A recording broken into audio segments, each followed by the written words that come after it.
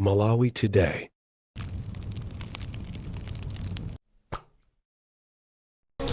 Popitirira kukupasirani misonkhano yosiyanasiyana imene Profesa Arthur Peter Mutharika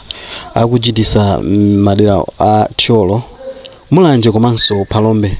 Apa ndi pachitakale pamene Profesa Arthur Peter Mutharika akuyankhula ku mtundu wa Malawi, nde mutha kuona unyinji umene wasonkhana kuchitakale ndipo anthu ali okondwanso kwambiri kumeneko. Nde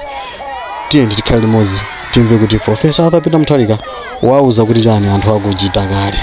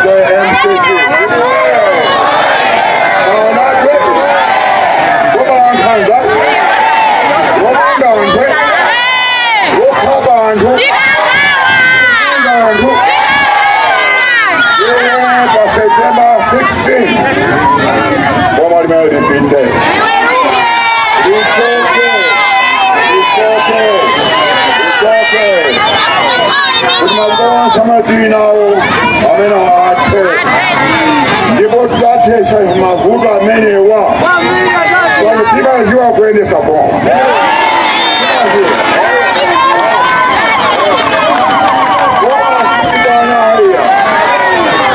Boma sikilitantumbidwa ayi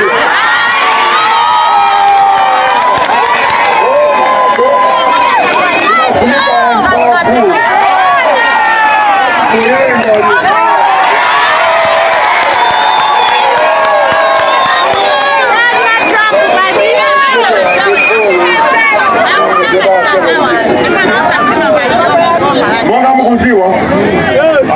Udebebe kuna mabudu Koma leo Nikuze nikuti Mabudu onse ata Antu amina no sokoneza nata mangisa Kiboto Sitakwiza Pambuyo baada DPP Sitakwiza Get you ready but 20 September 16th kupita kukena osati kugaga moyo wayi koma kukena ino ndiye tizapita inaka bafogolo imendea GPP kuwa kwa sopano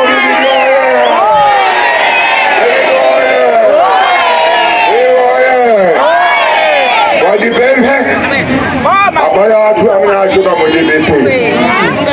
uri mulindufu wabwera mudibepe apalibona bamonga wande anachoka anabila kusimaishina koma oyo abwera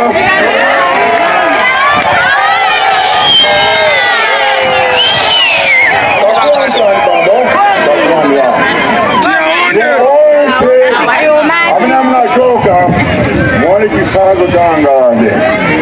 izakulandira ino taimeufa kubwera kwitoshe pamozi kiende limozi ni mtima umozi obila kotena ndebibyoye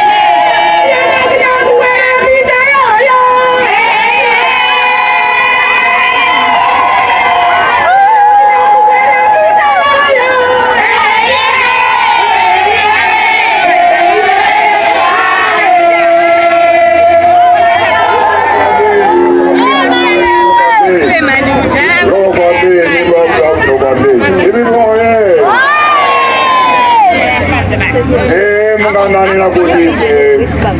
dokonzeka kwela mboma uli kapitizi maprogramu atu gada ya utanda za kiamata kazimai kandufudika kandoruma amezi maprogramu kanjauje technical college kamara disimenti tugabakomo dose zimedo makali bana anaimisa maprogramu onsa Nikabwela kama September 17 ntabweza maprogramu onsa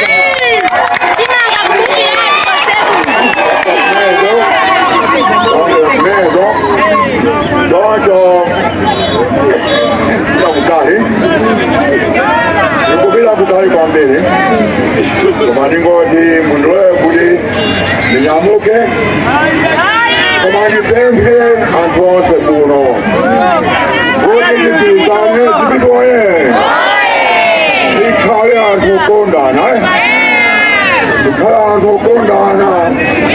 Komanso opa mulungwe komanso tise kuzunza abale athu makamaka achigulire mmene zimene akuti mungati mupali wachiguleni mfiti kufuwa sufijayi nonse muli pano achinyamata siku ina muzakuwa ndiye mwakhale nyafiti ndiye tisiye zimenezo